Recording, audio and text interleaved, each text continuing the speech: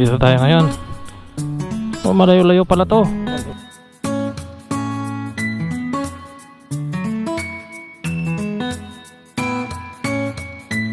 So, kung nakikita nyo guys, ano, ayan na yung Athletes Village.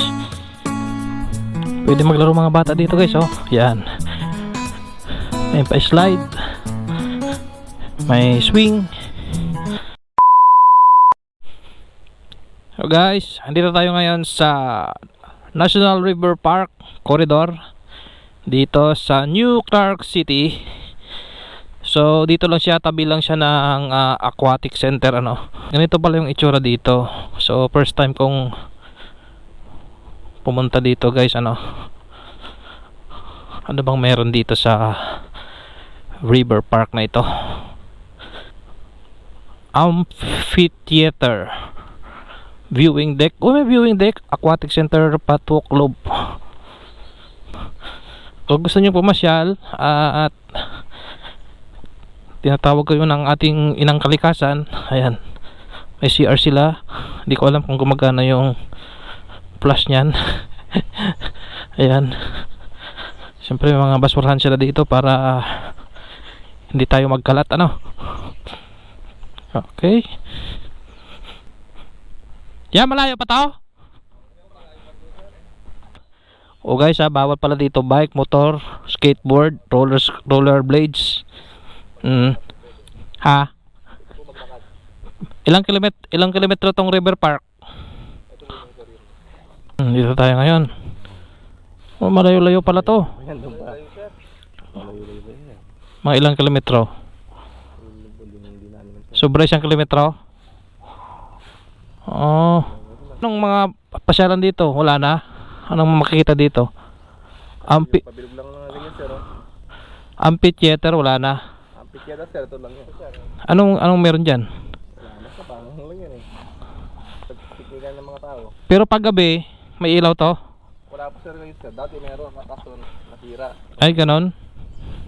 Eh sir, wala na. Pero ginagawa na sir. Lahat yan, sira? O sir, sira to po. Siyempre, alam ko rin tingin. Paano yung mga CR nyo? Okay naman? Okay naman po yun sir. Ah, okay. Yung laban lang po nakasara. Sira po yung iba. Sige boss, thank you.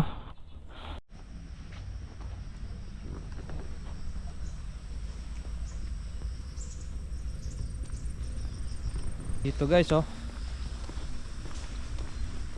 Dito pwede kayong magtambay-tambay dito.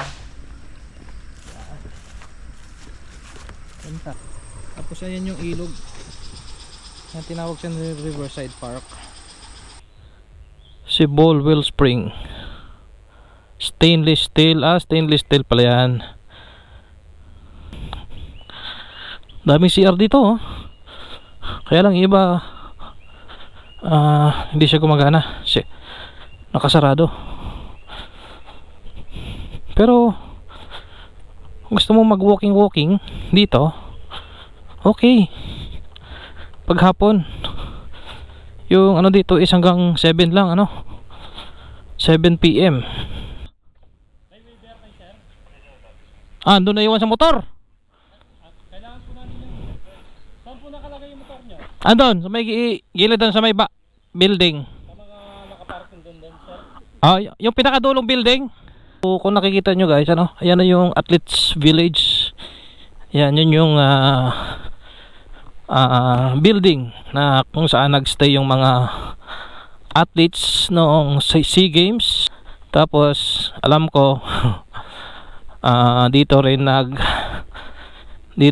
pinagstay yung mga tao na nagkaroon ng COVID, ano, nung merong COVID noong start ng 2020, ano, mga katropa. So ito lang, siguro nasa wala pang 300 meters ito. National River Park Corridor dito sa New Clark City. So maganda mag-walking. Maganda ito mag-walking mga hapon at saka umaga. Bawal lang dito guys mag-bike, mag-motor, rollerblades, tsaka yung ano, skateboard. Yun, bawal yan dito guys. Yun na yung Athletes Village, oh. Dulo, no? Dami sigurong bayawak dito noon, ano? Daming kawayan eh. So yun na yung dulo. Ito na ba yun? So ito guys yung pinakadulo ng River Park dito sa New Clark. Yan, akitin natin dito. So pwede pala ditong may mga pwedeng laruan ng mga bata, ano. Yun, pwedeng paglaruan ng mga bata. Yun, hanggang dito lang pala. Pwede maglaro mga bata dito guys, oh. Yan, may pa-slide, may swing. So hanggang dito lang talaga guys. Ito na pala pinakadulo. Tapos ito na rin yung pinakadulo ng Athletes Village. Tapos may CR din doon, ano? Ito lang pala yun. May kli lang pala yung National River Park dito sa New Clark City, dito sa Kapas, Tarlac. Okay, so papalipad tayo ng drone guys, ano. And 3, 2, 1, let's go.